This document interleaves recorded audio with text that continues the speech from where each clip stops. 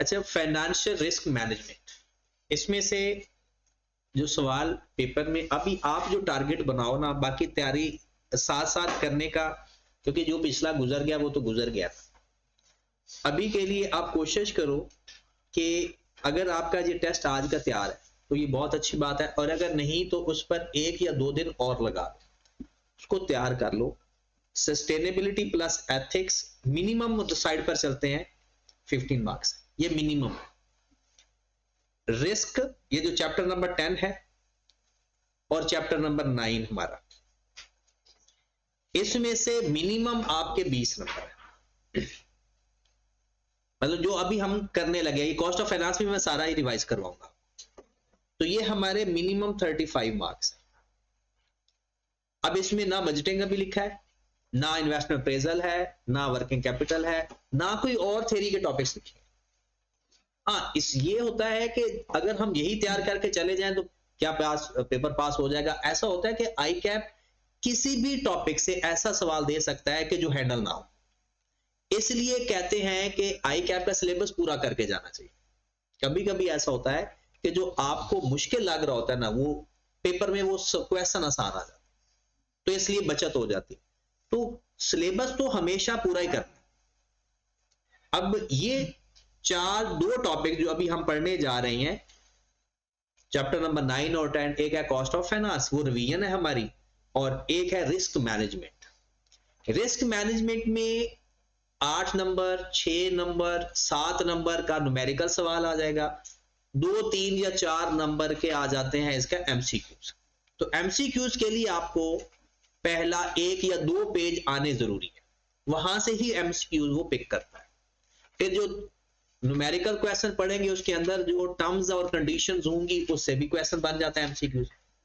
तो ये 2 चैप्टर भी आप साथ तैयार करो, और पिछले 2 चैप्टर भी रिवाइज करते रहो, उसके नोट्स बनाओ, जिस तरह से भी आपको आसान लगे। उसके पास पेपर जो सस्टेनेबिलिटी है वो आपसे बुक से तैयार करनी है, उसके सवाल इतने ज्यादा, बुक में इतने ज्यादा है कि इधर उधर जाने की जरूरत ही नहीं है। और जो आपका रिस्क है, सॉरी एथिक्स है, उसके 4 सवाल मैंने आपको बता दिए, उनको तैयार करना है। और अब हम रिस्क ये इस पे जा रहे हैं, रिस्क मैनेजमेंट पे। और ये रिस्क मैनेजमेंट आसान है, लेकिन सबको आपको अलग अलग रखना पड़ेगा। इकट्ठा करोगे तो ये मुश्किल हो जाएगा, अलग अलग रखोगे तो हर चीज को अलग सेपरेट रखेंगे तो ये आसान लगेगा। तो सबसे पहले हम देखते हैं, यहां से शुरू करते हैं दरमियान से। लफ्ज रिस्क का क्या मतलब है? रिस्क जब भी है, जब कोई भी आप अपना ऑब्जेक्टिव बनाओ और जो चीज आपके ऑब्जेक्टिव ऑब्टेन करने के लिए रुकावट है, उसे रिस्क बोलते हैं। रिस्क का क्या मतलब है? ओरिजिनली आपने कुछ सोचा या आपने कुछ करने के लिए प्लान किया, जैसे आपने कहा आज एक चैप्टर पढ़ देना है, तो पहला रिस्क नींद आ जाएगी, दूसरा रिस्क मोबाइल खतरनाक चीज है, तीसरा रिस्क सर्दी, तो वो चलो वो नींद के अंदर ही कवर कर लेते हैं, तीसरा रिस्क वो वाला, मतलब मैसेज आ जाएगा जैज का या यू फोन का,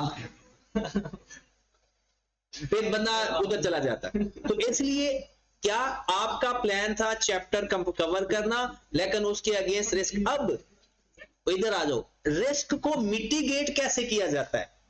अब्बा जी का जूता पहला मिटिगेट करने का सबसे अच्छा तरीका है, वो अब्बा जी ने जब से ये मॉडर्न जमाना आ गया कि बच्चों को कुछ कहना नहीं है, तो बच्चों की ग्रूमिंग नहीं होती, वो ग्रूमिंग रुक गई है। पहले एक मजबूत ग्रूमिंग होती थी, आगे बंदा, ये पहले आपको याद होगा कि सुसाइड के केस क्यों नहीं होते थे? क्योंकि बच्चों को पहले इतना ढीठ कर दिया जाता था कि कोई दुनिया में कुछ भी कहे टेंशन नहीं लेना। और आज थोड़ी सी बात होती है जी, पता चला जी क्लास में टीचर ने इंसल्ट कर दिया, भाई टीचर बने किस लिए? ऐसे थोड़ी है कि सिर्फ पढ़ाना होता है, भाई ग्रूम भी करना होता है। आप जमाने में दुनिया में कहीं जाए आपको इंसल्ट फील ना हो। तो ये चीजें जो अब नए जमाने में आ गई है ना, हम पुराने जमाने के चीजें अपने वालिदैन से जो सीखी हैं, उन्होंने तो कभी भी प्यार से बात ही नहीं करते थे। तो जब भी कोई डिमांड करे फिर गालियां, कुछ बात करते हैं, इवन के यहां तक कि जब कॉलेज या स्कूल की फी मांगते थे ना, तो पहले वो एहसास दिलाते थे कि आपके ऊपर काम हो रहा है, इन्वेस्ट हो रहा है, हम अपना पेट काट के सब कुछ कर रहे, तो एक रियलाइजेशन होती थी। आज आए दिन एक खबर मिल रही होती है, अभी 2 खबरें अचानक साथ साथ मिली कि यहां जी एक बच्चे ने टीचर ने इंसल्ट की। तो ये देखिए आपने क्या किया, कोई भी टीचर अगर इंसल्ट आपकी कर रहा है तो क्यों कर रहा है? अगर आपको कोई इश्यू है मैनेजमेंट के साथ, मैं हमेशा एक बात कहता हूं कि अगर मैं आप लोगों को कुछ डांटने की कोशिश करता हूं, मुझे कुछ फील होता है, मैं कहता हूं यार ये पास हो जाए, इनकी शक्लें ऐसे खुशगवार रहे, कभी ये फेलियर वाला शक्ल लेकर मेरे सामने ना आए, उस कोशिश में होते हैं, आपको बताते हैं यार ऐसे पढ़ लो, ये कर लो, वो कर लो। अदरवाइज मुझे क्या फर्क पड़ेगा, आप छुट्टी करो, नुकसान तो आपका है। लेकिन मुझे पता है कि जब सबसे बुरा मुझे एक मैसेज लगता है जो आजकल अक्सर आ जाता है डिस्क्वालिफिकेशन, जब एक मैसेज मुझे मिले कि सर 5 साल बाद वो मुझे मैसेज मिल रहा है। अभी कुछ दिन पहले मुझे एक मैसेज मिला, तो मैंने उसकी चैट चेक की ना, तो उसका पहला मैसेज जो मुझे आया था ना, अस्सलाम वालेकुम सर मुझे ग्रुप में ऐड कर लेंगे, 2021 जनवरी में आया था, जनवरी 2021। और आज मुझे मैसेज आया कि सर मेरा ना पोर्टल ओपन नहीं हो रहा। तो मैंने ऐसे उनसे पूछा कि आपके सब्जेक्ट्स कितने रहते हैं, तो मैंने टाइम काउंट किया तो उनका टाइम पूरा हो चुका था जो आई कैप ने दिया था। अब 2021 से काउंट करना शुरू करें और आज 2025 खत्म हो गया, 5 साल कंप्लीट हो गए हैं और उस स्टूडेंट की स्टिल एफएससी है।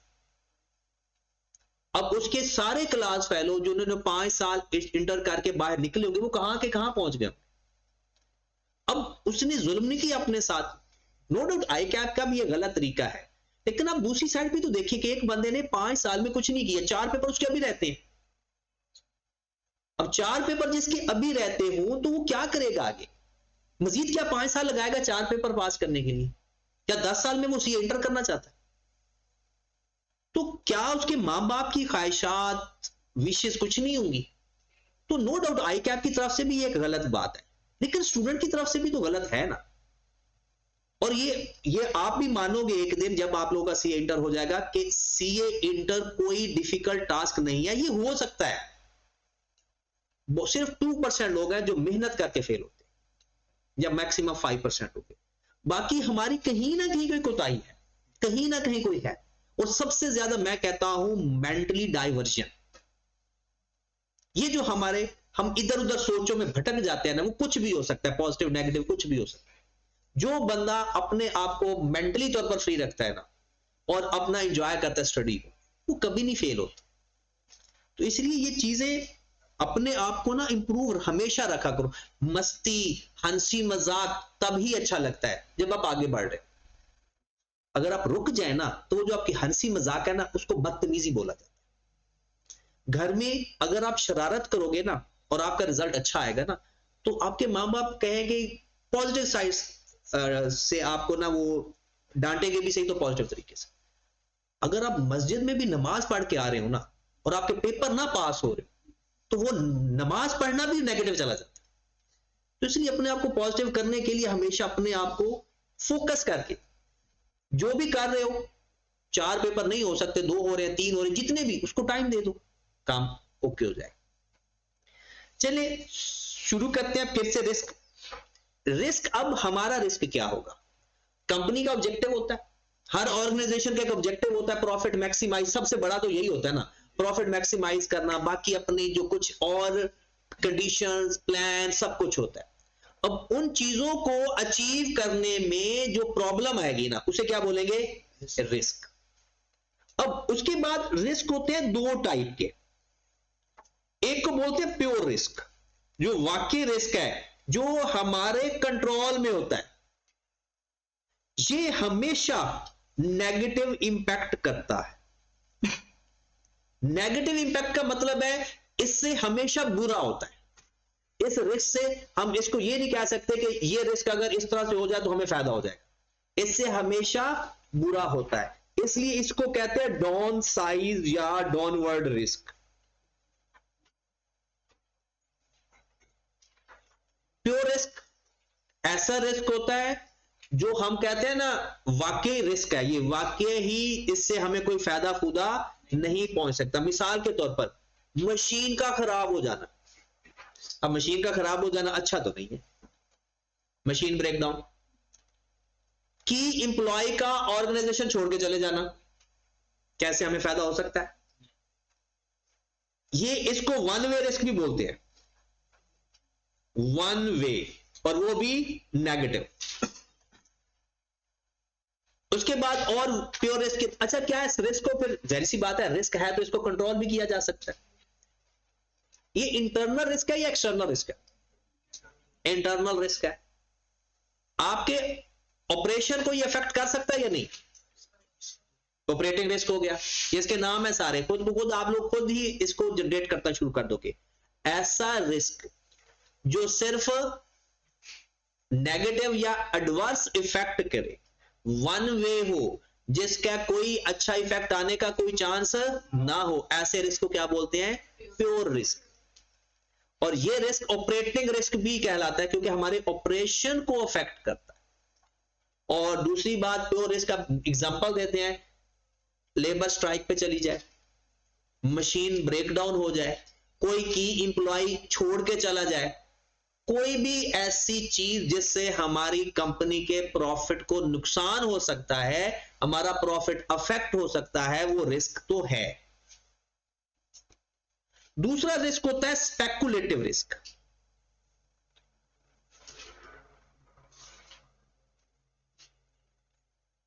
इस स्पेकुलेटिव रिस्क को टू वे रिस्क कहते हैं।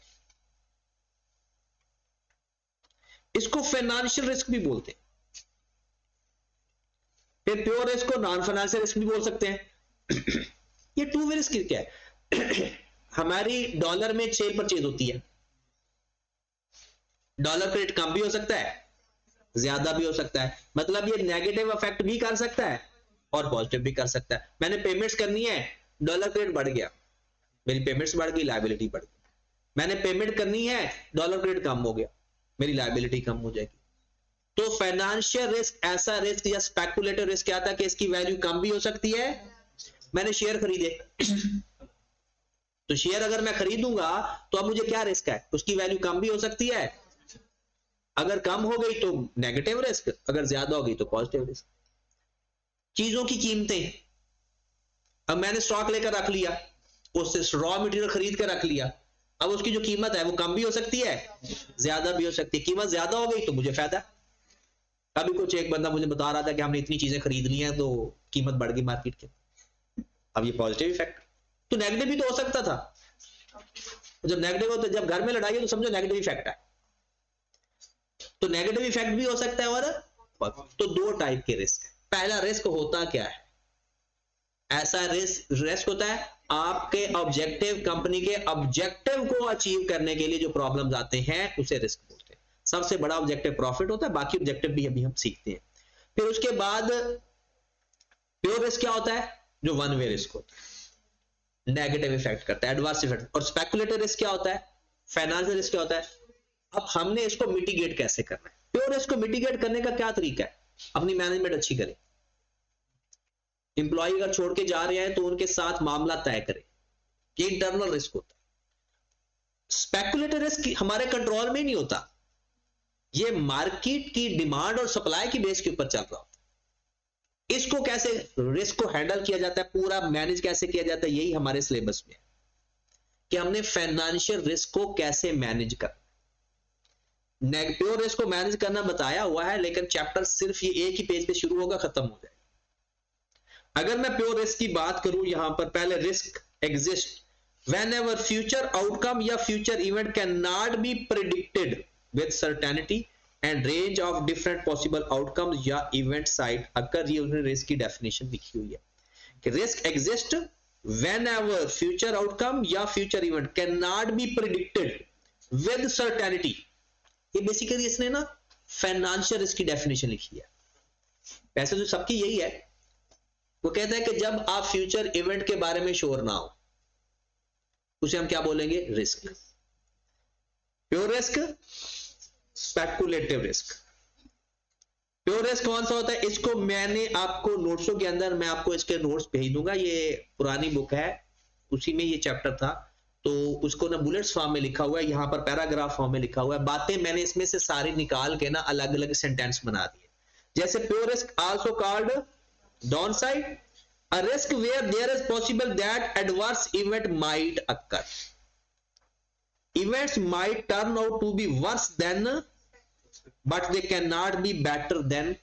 ये अच्छा नहीं हो सकता, हमेशा बुरा ही होगा। For example, there might be a safety risk that employee could be injured by an item of machinery. This is a pure risk. अब ये तो नहीं हम कह सकते अच्छा शुक्र है कि इंजर्ड हो गया, यानी इंजर्ड होना क्या है, हमेशा adverse effect, because the expectation that no one will be injured but possibility does exist. Similarly there might be a risk company that की worker will be go to strike. अब कोई भी चाहता नहीं है कि वो स्ट्राइक पे जाएं, और ना ही उनके ख्वाबो ख्याल में होता है ये स्ट्राइक पे जाएगा, लेकिन ऐसी पॉसिबिलिटी एग्जिस्ट करती। Speculative risk, two way risk, ये सारी वही कहानी लिखी हुई है। Speculate called two way risk when the actual future event might be either better, या एक्सपेक्टेशन से कम भी हो सकता है और एक्सपेक्टेशन से ज्यादा भी हो सकता है। ये कहानियां आपने खुद पढ़ लेनी है, हमने इसके ऊपर बात कर चुके हैं। Company faces both pure risk भी, pure risk are risk that can often control either by means of internal control या बाय इंश्योरेंस। ये बड़ी अच्छी बात मिल गई हमें, क्योंकि उसने सवाल के अंदर हमसे पूछना तो है कि अच्छा आपने प्योर रिस्क को कैसे कंट्रोल करना है और फाइनेंशियल रिस्क को कैसे कंट्रोल करना है। पूरा चैप्टर फाइनेंशियल रिस्क के कंट्रोल पे है, लेकिन यहां पर उसने बता दिया या तो इंटरनल कंट्रोल से या इंश्योरेंस। मशीन की इंश्योरेंस करवा ली, हेल्थ इंश्योरेंस करवा ली, गाड़ी की इंश्योरेंस करवा ली, तो उसे क्या होगा कि कुछ हद तक हमारा रिस्क कम हो जाता है, मिटिगेट हो जाता है। स्पेकुलेटिव रिस्क को हमने पढ़ना ही सारा वही है, तो बस एक नजर पढ़ के इसको गुजार देना है, खत्म कर देना चाहिए, इसको अभी नहीं पढ़ना। अब आ जाते हैं definition of risk management. Risk management इस टाइम यहां पर जो लिखा हुआ है ये एक डिपार्टमेंट का नाम है, कि आपने रिस्क मैनेज करने के लिए एक डिपार्टमेंट बनाना है जो बाकी लोग बाकी डिपार्टमेंट के साथ इंटीग्रेट हो, कम्युनिकेशन हो कि किसने किस रिस्क को आइडेंटिफाई करना है, किसको कम्युनिकेट करना है, और टाइमली बेसिस पे कम्युनिकेट होना चाहिए और कॉस्ट इफेक्टिव होना चाहिए। मतलब ये रिस्क मैनेजमेंट का डिपार्टमेंट के लिहाज से बातें लिखी हुई है कि आपका रिस्क मैनेजमेंट का डिपार्टमेंट किस तरह का होना चाहिए। तो एलिमेंट्स ऑफ, ये पेपर में सवाल आ सकता है आपको, elements of risk management system. यहां पर बस ये लिखा हुआ है the board is responsible defining the risk policy, risk appetite, risk limits as well as ensuring of these integrated into day to day. अच्छा, रिस्क पॉलिसी का तो पता चल गया होगा आपको। रिस्क पॉलिसी का मतलब है किसने किसको बताना है, कौन सा रिस्क एग्जिस्ट करता है, ये सारी बातें। रिस्क एपिटाइट का क्या मतलब है, कितना रिस्क टॉलरेबल है, कितना रिस्क टॉलरेबल है। मिसाल के तौर पर एक एग्जांपल देते हैं, यहां पर यानी अगर एक एग्जाम हो रहा है, अब दरमियान में लाइट जाने का रिस्क तो है, अगर ऑनलाइन एग्जाम हो रहा है तो लाइट जाने का रिस्क तो है। अब वो एक कंपनी के साथ एग्रीमेंट होता है कि यार हमारे एग्जाम्स हो रहे हैं, आप कुछ इस तरह से करें कि हमने जनरेटर ऑन करना होता है, जनरेटर ऑन करने और लाइट जाने के दरमियान में 5 मिनट का डिफरेंस है, और हम चाहते हैं कि यार कोई ऐसा दरमियान में, वो जैसे अभी भी ACCA के जब एग्जाम्स होते हैं ना, तो हर लैपटॉप कंप्यूटर के साथ ना एक छोटा सा यूपीएस बना होता है, और वो यूपीएस बस इतनी देर के लिए ऑन रहता है जितनी देर के लिए वो लाइट ऑन हो जाती है। अब वो जो रिस्क है ना लाइट जाने का, अगर हम कहते हैं यार 5 मिनट तक लाइट जाए तो खैर है, 5 मिनट से ज्यादा तो वो क्या है, रिस्क एपिटाइट, कि कितना रिस्क किसी भी मामले में टॉलरेबल है।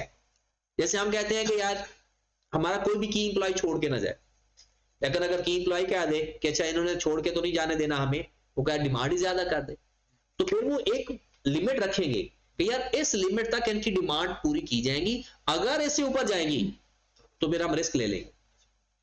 ठीक होगी बात। एलिमेंट ऑफ रिस्क, ये वैसे सारी चीजें बाद में भी हमने देखनी है। एक बात पहली, there should be culture of risk awareness within the company. पहला एलिमेंट क्या है? There is a culture of risk awareness. क्या मतलब? क्या इस सिस्टम ऐसा होना चाहिए कंपनी का जिसमें अगर कोई किसी भी टाइप का खतरा, कोई रिस्क आ सकता है कंपनी के ऑब्जेक्टिव के मामले में, तो वो चीजें पता चल जानी चाहिए हर बंदे को जो रिस्पॉन्सिबल है। एक ऐसा कल्चर हो, जैसे सपोज दैट एक कंपनी, मुशर्रफ को आप जानते होंगे थोड़ा बहुत। मुशर्रफ बहुत एक स्ट्रॉन्ग प्रेसिडेंट पाकिस्तान का रहा है, सारी पावर्स उसके पास थी, अमेरिका उसके साथ था, तो बड़ा एक स्ट्रॉन्ग पावरफुल प्रेसिडेंट रहा। अब उसके साथ उसने ना कहा कि अब हमने डेमोक्रेसी में आना है, उसने ना इलेक्शन लड़ने की ख्वाहिश जाहिर की, तो उसने कहा ठीक है जनाब, मैं अपनी सदारत छोड़ देता हूँ, सबको छोड़ देता हूँ, मैं आ जाता हूँ पब्लिक के पास, पब्लिक मुझे पसंद करती है। हुआ ये कि उसको सारे जो इर्द गिर्द लोग थे वो कहते थे कि सारे पूरा पाकिस्तान पसंद ही आपको करता है। अब क्या था, वो अवेयरनेस ही नहीं थी कि लोगों में क्या चल रहा है, और सिर्फ वो कहते हैं कि वो जिसे चमचे कह देते हैं, वो उनको एक हाइप पे अपने बेनिफिट्स के लिए उसको एक ऐसी ग्रीन बाग दिखाते रहे। जब वो पब्लिक में आया बुरी तरह हार गया। उसको किसी ने भी, मतलब उसकी कुछ सीटें भी इतनी नहीं थी कि वो असेंबली में जा सकता। तो क्या था? अवेयरनेस की कमी थी। तो कल्चर ऐसा होना चाहिए कि आपको हर चीज का पता हो जो आपकी कंपनी को अफेक्ट। तो सबसे पहला क्या है? There should be culture of awareness within the, आगे बातें वही लिखी हुई। दूसरा, there should be a system and process for identifying, assessing and measuring the risk. एक ऐसा सिस्टम हो कि जिससे रिस्क आइडेंटिफाई भी हो जाए, असेस और मेजर। आइडेंटिफाई का मतलब क्या है? जैसे हमें पता चले, जैसे मशीन खराब होने वाली है, वो वहां जो बंदा एक्सपर्ट होता है ना, उसको थोड़ा बहुत आइडिया हो जाता है कि मशीन ब्रेक डाउन होने के चांसेस हैं। अब आइडेंटिफाई हो गया। असेसिंग का क्या मतलब है? अंदाजा लगाना कि अच्छा अब ये कितना मजीद हो सकता है रिस्क, अभी हमें इसको बंद कर देना चाहिए या कुछ देर तक इसको हम, जैसे अगर मैं अपनी मिसाल आज की एग्जांपल ले लूं, जैसे गाड़ी मैंने देखा जो पंक्चर है, मैंने कहा कि वो देखा थोड़ी सी उसकी कि क्या ये कॉलेज तक पहुंच सकती है या नहीं पहुंच सकती। अगर वो पहुंच सकती है तो ठीक है, मैं रिस्क ले सकता हूं आने का। अगर नहीं पहुंच सकती तो मैं कोशिश करूंगा कि वहां पर ही उसका पंक्चर लगवाऊं। तो रिस्क क्या क्या है कि एक ऐसा सिस्टम हो कि जिससे रिस्क आइडेंटिफाई भी हो जाए, प्रोसेस भी हो जाए और मेजर भी हो जाए कि कितना रिस्क की इंटेंसिटी क्या है। तो पहला क्या था? There is awareness. दूसरा क्या है? System and process for identifying, assessing and measuring the risk. There should be efficient system of communication information about risk and risk management. There should be a system of communicating information. इसका क्या मतलब है कि अच्छा एक system होना चाहिए कि जैसे रिस्क आइडेंटिफाई हो, बताना किसको है? एक कंसर्न पर्सन को बताएं। अगर मिसाल के तौर पर लाइट चली जाती है तो अगर कोई मेरे पास आ जाएगा तो मुझे तो ये भी नहीं पता जनरेटर की तरह। तो लाइट अगर चली जाती है, अगर आपने किसी को कम्युनिकेट करना है तो किस बंदे को करेंगे? जो कंसर्न होगा। तो एक सिस्टम होना चाहिए कि कोई भी रिस्क अगर क्रिएट होता है तो उसको कम्युनिकेट कैसे करना है। नंबर 4, और इसके 4 ही है, strategies and risk should be monitored to ensure that strategic objective are being achieved within acceptable level of, कहते हैं स्ट्रेटजीज। कौन सी स्ट्रेटजीज की बात की जा रही है? रिस्क को असेस करने वाली, मॉनिटर करने वाली, मेजर करने वाली, और जो रिस्क एक्चुअल में उसको रेगुलरली बेस पे मॉनिटर किया जाए ताकि जो उसका ऑब्जेक्टिव है एक एक्सेप्टेबल लेवल्स को एक्सेप्ट करके हम अपना ऑब्जेक्टिव अचीव करते रहे। तो 4 है एलिमेंट्स रिस्क मैनेजमेंट के। पहला कौन सा होना चाहिए? Culture of risk awareness. इसको अगर मैं हाईलाइट कर दूं तो सिर्फ यही याद कर लो, मोर देन इनफ है। Culture of risk awareness, there should be process identifying, assessing and risk, efficient system of communicating,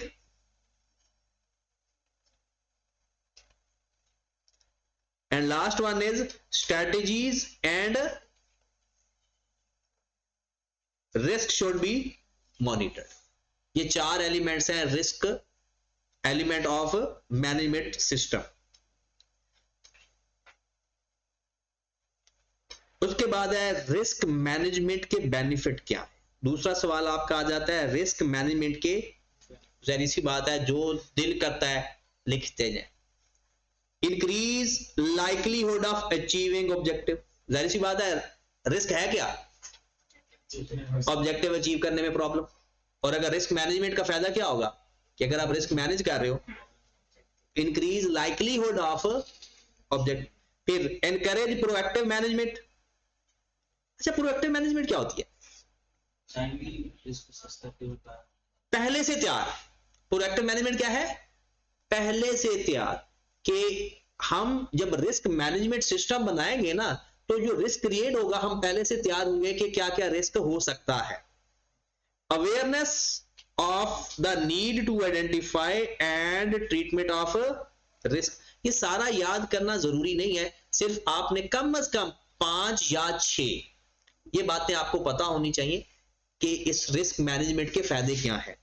improve identification of opportunities and compliance with the relevant legal. ये तो होता ही है हर मैनेजमेंट में, क्योंकि एक ऐसी सीपी की है कि कंप्लायंस है कि आपने रिस्क मैनेजमेंट का एक डिपार्टमेंट बनाना है, ताकि कल को ये ना हो ना कि आप बिजनेस शुरू करो।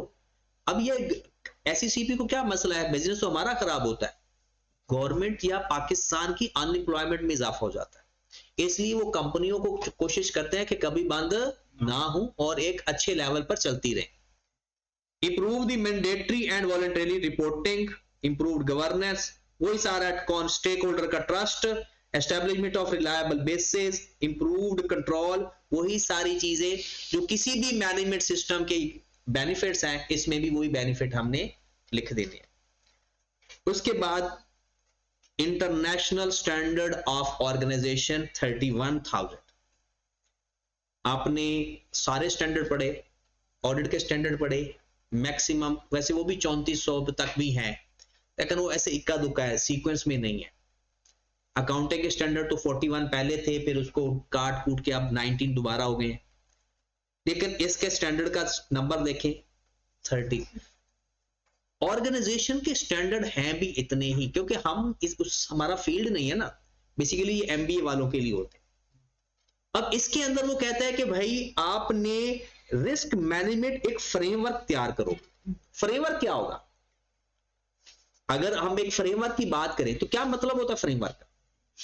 एक गाइडलाइन, एक बाउंड्रीज, प्रिंसिपल्स, असूल, जिसके तहत आपने अपने रिस्क को मैनेज करना है। तो 31,000 में कुछ लिखे हुए हैं रिस्क मैनेजमेंट के प्रिंसिपल, और ये आपने याद करने हैं। कस्टमाइज्ड, क्या मतलब है कि आपका रिस्क मैनेजमेंट जो सिस्टम है वो कस्टमाइज्ड होना चाहिए, हर कंपनी की अपनी जरूरत के हिसाब से। कस्टमाइज का क्या मतलब होता है? According to customer request, main इसका ये मतलब होता है, अकॉर्डिंग टू। तो आपका जो रिस्क मैनेजमेंट सिस्टम होना चाहिए वो ये नहीं कि एक फिक्स है सबने उसको फॉलो करना है, ऐसा नहीं। मैन्युफैक्चरिंग इंडस्ट्री है तो उसके अपने प्रिंसिपल्स होंगे, रिटेल है, सर्विस बिजनेस है, उनके अपने प्रिंसिपल होंगे। तो आपका रिस्क मैनेजमेंट सिस्टम क्या होना चाहिए? Are tailored as per the objective of the organisation. फिर ह्यूमन एंड कल्चरल फैक्टर, वो कहता है ह्यूमन एंड कल्चरल फैक्टर का क्या मतलब है कि उसके अंदर risk at each level takes human and cultural factor into account. मतलब क्या है कि आपने ये देखना है कि जो हम सिस्टम बना रहे हैं इसमें जेंडर डिस्क्रिमिनेशन तो नहीं है, चाइल्ड लेबर का फैक्टर तो नहीं है, या वो जो हमारी ऑर्गेनाइजेशन का कल्चर है या हमारे मुल्क का कल्चर है उसके खिलाफ तो नहीं है। मतलब उस मैनेजमेंट सिस्टम के अंदर आप लोगों का जो सिस्टम है इस तरह से होना चाहिए कि जो ह्यूमन बीइंग्स को भी पूरा कर रहा हो और कल्चर को भी इंटीग्रेटेड। इंटीग्रेटेड से क्या मुराद है? आपका जो रिस्क मैनेजमेंट सिस्टम है वो सारे बाकी सेल डिपार्टमेंट, परचेज डिपार्टमेंट, बाकी सबसे इंटीग्रेटेड हो, मिला हो, कि किसी का भी कोई रिस्क हो तो हमें पता चल जाए। बेस्ट अवेलेबल इंफॉर्मेशन, जो रिस्क हम आइडेंटिफाई कर रहे हैं तो उसको ये नहीं कि सुनी सुनाई बातों पर हम अपने जाकर रोला डाल दें। रिस्क क्या क्या मतलब है कि जब आपने किसी को बताना है तो information is relevant, timely, clear and available to relevant stakeholder. वो इंफॉर्मेशन ऐसी नहीं होनी चाहिए कि ऐसे हम कोई भी बात बता दें, और बताना किसी को था बता किसी को दे। उसके बाद value creation and protection. Value creation से क्या मुराद है? हमने डिपार्टमेंट बनाया, उससे हमारी ऑर्गेनाइजेशन की वैल्यू भी बने, लोग बात भी करें। ये नहीं कि हमने डिपार्टमेंट तो बना लिया लेकिन उसका कोई फायदा फूदा नहीं है। तो वैल्यू क्रिएशन का क्या मतलब है? अगर हमारा रिस्क सिस्टम है मैनेजमेंट तो उसकी वैल्यू क्रिएशन भी उसकी वजह से होनी चाहिए। डायनामिक, एक होता स्टैटिक, एक होता डायनामिक।